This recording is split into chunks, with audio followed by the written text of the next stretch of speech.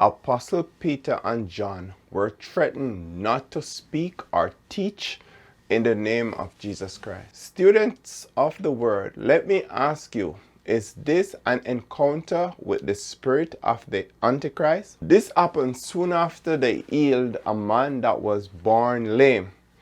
Today we continue our Book of Acts Bible study, and we are in chapter 4 and mainly Acts 4:13 to 23. If you are new to this channel, I am Leroy Daley of Blogging About the Word. On this YouTube channel and on that website, I teach Christians how to better understand their Bibles. I utilize the Word to explicate the Word. Word upon word, line upon line, precept upon precept, here a little and there a little. Precepts must be on other precepts, or else we have confusion and misinformation in the church. So, in yesterday's lesson, we learned that Peter and John had just reported to the Sanhedrin Council. They explained by what power and name they had healed the lame man.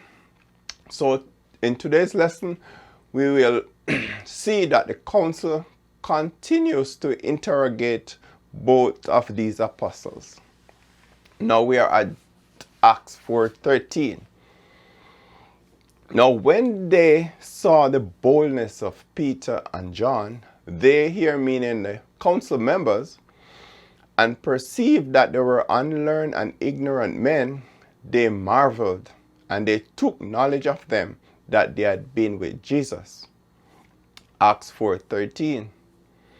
So, why did the council members marvel at the boldness of Peter and John? They stated that they took knowledge of them that they had been in the presence of Jesus. So, apparently, they know that when you encounter Christ, you somehow become bold and fearless, even if you are uneducated. And that is so true. Whenever Jesus heals a person through a believer, there is never any doubt that such a one is healed. His healing remove doubt from our mind. We always know that, yes, this was Jesus at work. And beholding the man which was healed standing with them, they could say nothing against it. Acts 4:14. So the council members, they took note of Peter and John's boldness, and they saw too that the man that was healed was standing with them, and they couldn't speak about it. They couldn't say anything against it. The council didn't want to take a decision concerning Peter and John in their presence.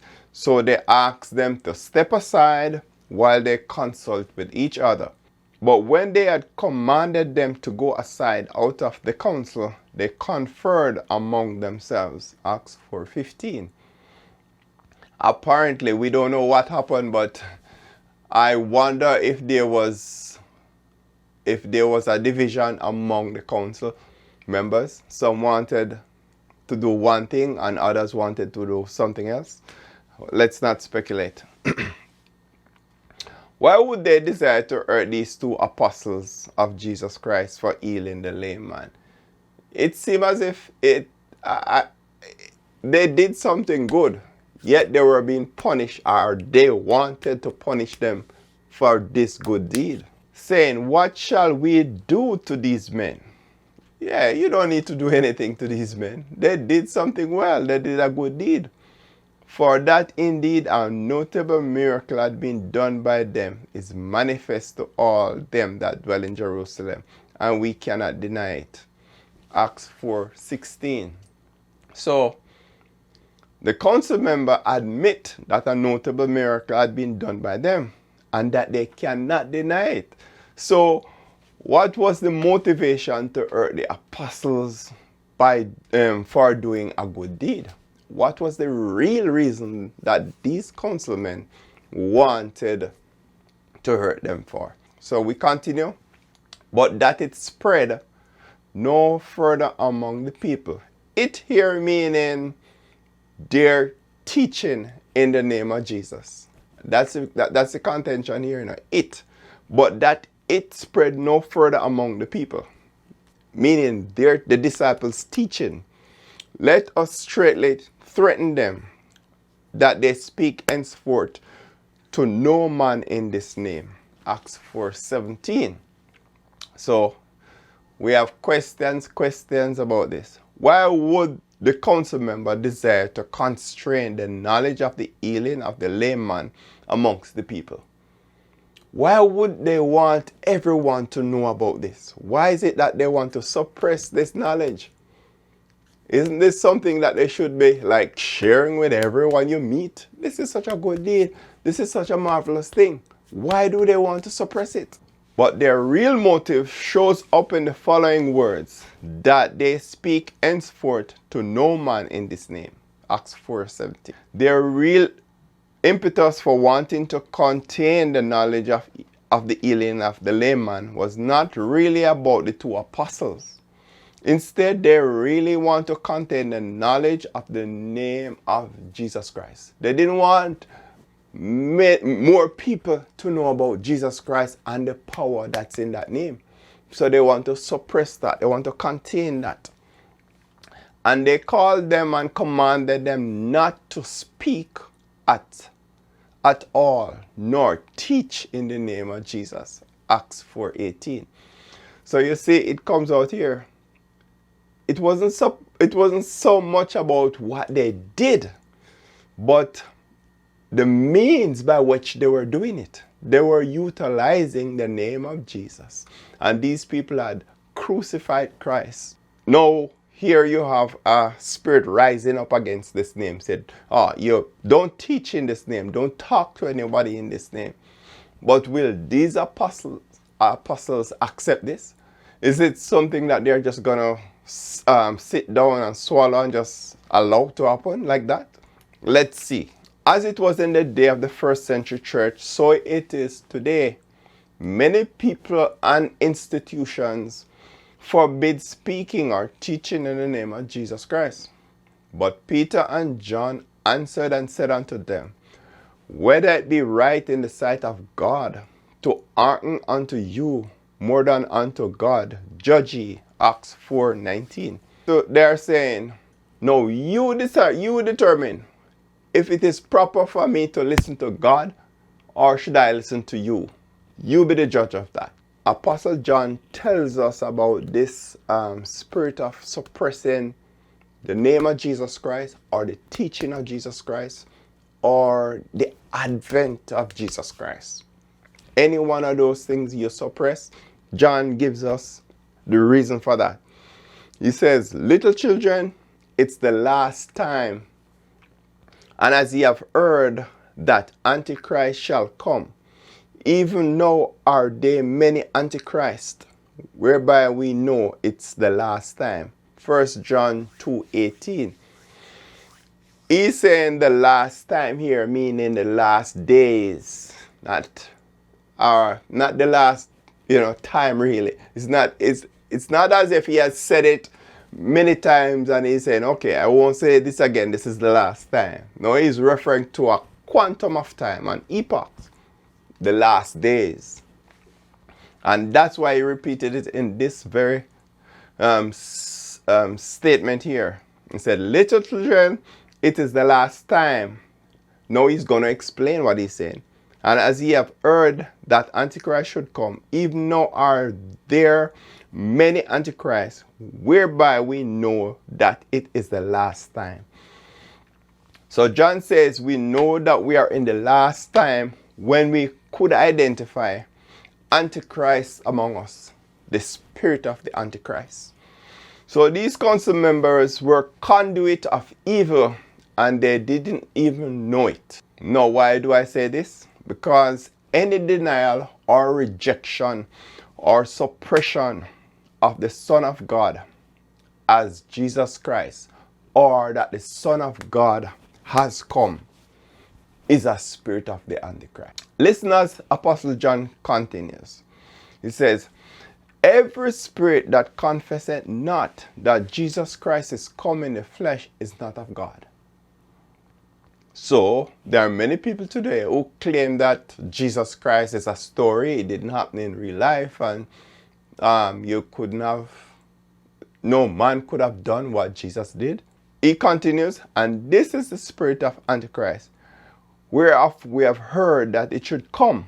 So we have heard that this spirit should come. And even now already it is in the world. 1 John 4:3. So John is here letting us know that this spirit of antichrist is present now. And this was written like 2,000 years ago. And we are still in the last time. We are still in that segment of time. Even Christ came in that segment of time 2,000 years ago.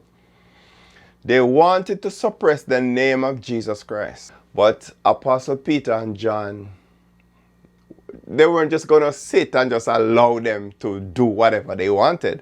They said, for we cannot but speak the things which we have seen and heard. John 4:20. And this is referring to Christ and their experience with him. So when they had further threatened them, they let them go, finding nothing how they might punish them because of the people. For all men glorified God for that which was done. Acts 4:21. Note that the reason these two apostles was not punished this time by the council was because of the people. Acts 4:21. Additionally, note also, for the man was above 40 years old, of whom this miracle of healing was shewed. Acts 4:22. So how could the council speak against the healing of a man born lame and who had been unable to walk for more than 40 years, but now could walk?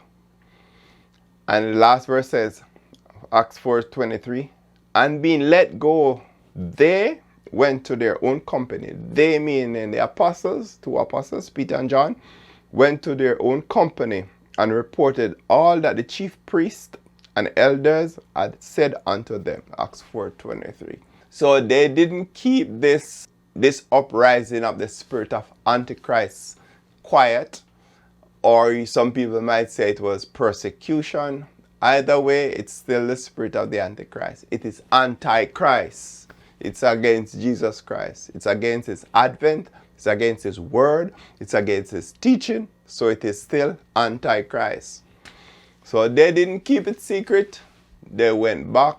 When they got back to the other apostles and disciples, they of course communicated their experience with the high priest, the Sanhedrin Council.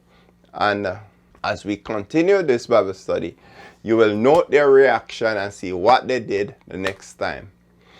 So I'm going to conclude by saying there were no doubts that the lame man could now walk. But anytime you are confronted with a situation where people are attempting to suppress the working of Jesus Christ or the denial of his power, know that this is diabolical. This is the spirit of Antichrist. And the presence of such a spirit now is an indication that we're in the last days. Like this video. Liking this video helps me in the YouTube algorithm. If you're new to this channel and like how I teach, I encourage you to subscribe. And if you have not yet done so, enable notification by hitting that bell icon, selecting all, so that whenever time I upload a new video, you will be notified of same. Thank you for your time, and I bless you in the mighty name of Jesus, the name that the Sanhedrin Council tried to suppress, the working of that name among the people. I bless you in that marvelous name of Jesus Christ. Thank you. Have a great day.